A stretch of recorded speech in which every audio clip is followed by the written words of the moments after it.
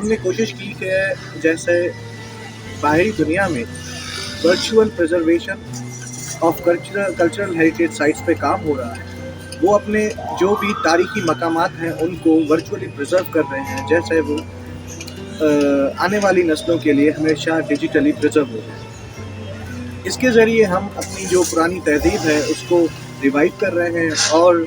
جو لوگ یہاں بھی رہتے ہوئے اور باہر بھی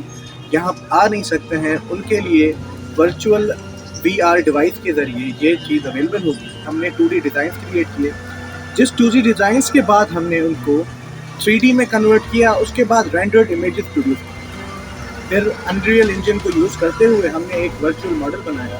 جو VR Oculus Quest 2 ڈیوائس کے ذریعے استعمال ہو سکتا ہے۔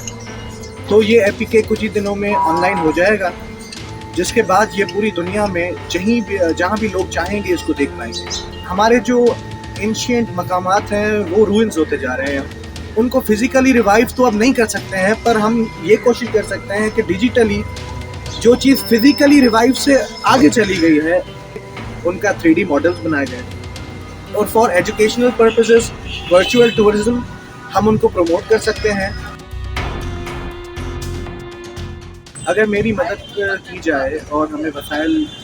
دیے جائے تو ہم پاکستان کے پورے آثار قدیمہ کو ورچوئلی ریوائیو کرنے میں کارگر ثابت ہو سکتے ہیں۔